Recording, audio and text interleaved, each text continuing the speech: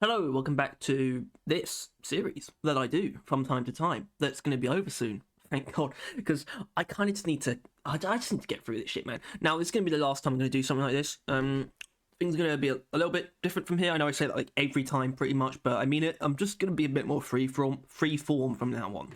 Just I'm going to go through every idea that there is here, but I'm really just going to use it as a platform to make suggestions for changes to these grenades, for new ideas for grenades, or anything really. That's kind of just the approach I'm going to take from now on. So yeah, Gunner's Tactical Lead Burster.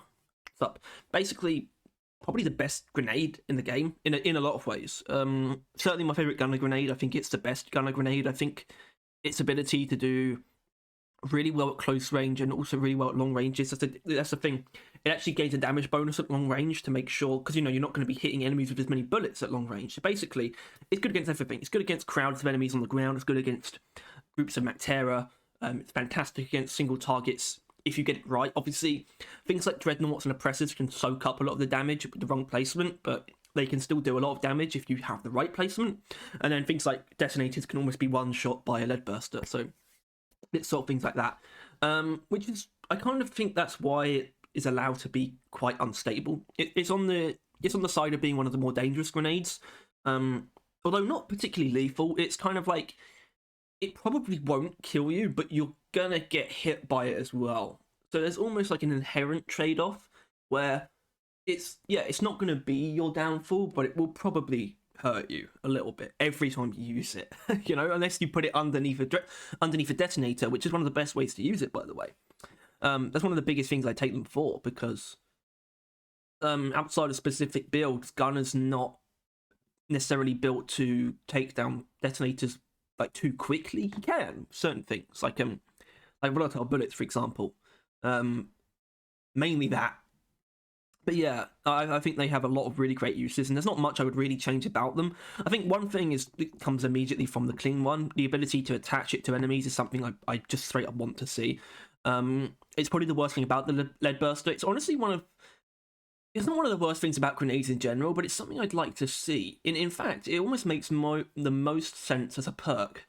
Obviously, it's the factor that the sticky grenade, Gunner's sticky grenade, that is supposed to be its thing. But I think there would be a lot of cool effects if every grenade was able to be sticky. I think Lead Burster would be up there in terms of the best ones. Proximity Mine and Lead Burster would be the obvious ones. Lure would also be pretty good. Honestly, that could be its own thing, but the idea of being able to attach the grenades to enemies, even if they're not meant to be. I think the Lead Burster makes sense, though. It's one of those. Both the Proximity Mine and the Lead Burster make sense because they kind of meant to stick to things anyway. They stick to surfaces. The Lead Burster has like a spike on the bottom, so when it bounces off enemies, it kind of doesn't make much sense, to be honest.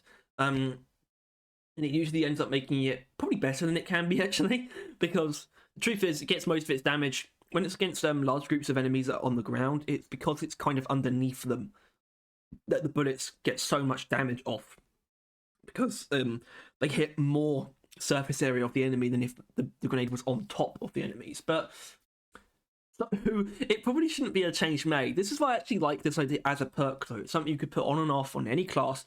I wouldn't mind it as like an armor upgrade, actually. And it would make every grenade sticky. That would be nice.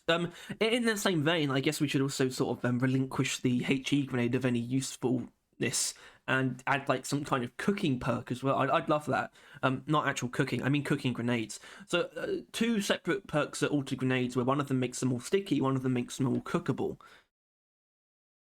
Which makes more sense as an armor upgrade or as a grenade upgrade. I never thought about this, but what if, I talked, obviously, in this series, I have obviously talked a lot about grenade upgrades and overclocks, just that as a general concept, and I never thought about the idea of universal ones, where universal ones could just be a set of upgrades to the side of your grenades, no matter which one you pick, and it could make you have options with make it sticky. You have like three options, like make it sticky, make it cookable, or turn it into an impact grenade.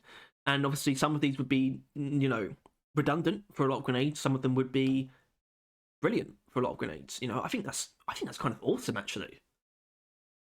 Yeah, that's a cool idea. I could do a video on that and go through all the different options. You never know. So what about this idea of it attempting to not fire at dwarves? Well,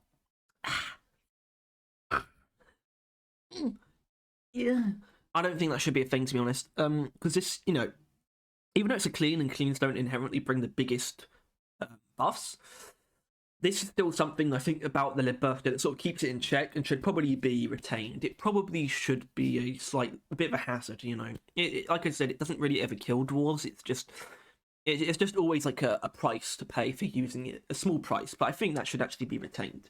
So, outside of the hypothetical scenario where we get grenade overclocks, I probably wouldn't want the lead burster to avoid dwarves. I think it should just do what it does. It's sort of fine like that. So the second one is the balanced one, which I think is a bit strange. I'm not really sure what you can glean from this. It's supposed to give it improved armor breaking and a chance to pierce enemies, which is a weird thing to have that be chance based. But also reduce damage at long and medium ranges, which is kind of a bit weird. I guess it's more of a support thing, where it's supposed to more so just affect multiple enemies and strip their armor as well. Affect more enemies than usual and just strip their armor, but I don't know how useful that is when it kind of is already really good at just killing everything. I don't really know why you'd want to change it to that. Can't really glean too much from that. I wonder if there's a balanced way to give it sort of this chance to pierce anyway. Give it a blow through percentage chance. I don't know if there's any viability there. Probably not.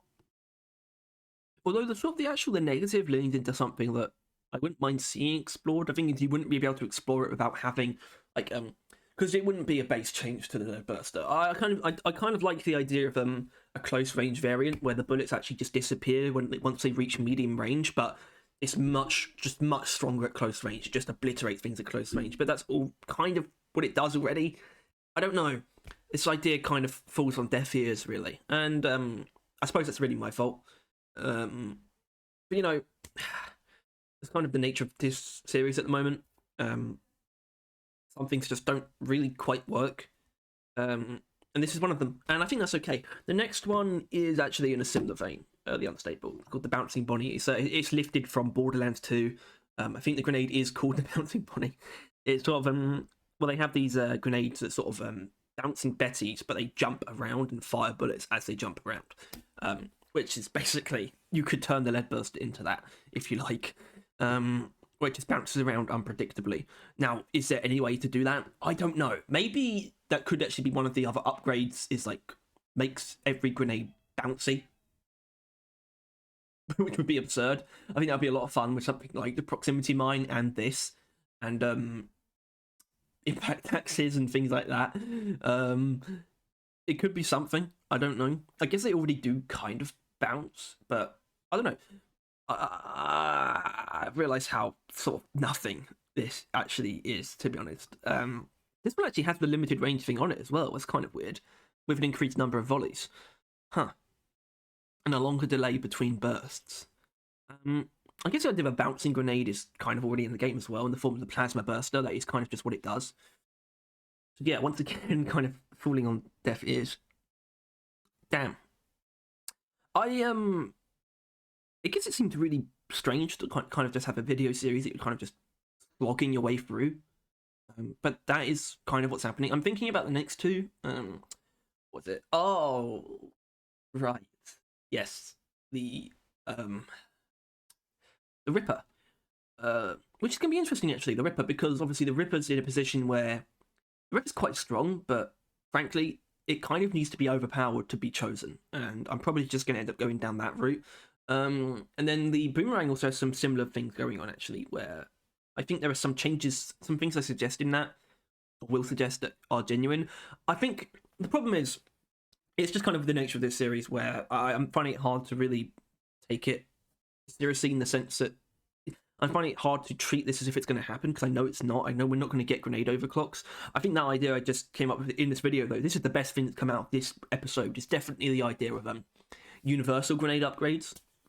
In fact, I might do a video on it. That's how much I like it. But in general, the problem is I can't really treat this as if it's going to happen anymore, because it just isn't.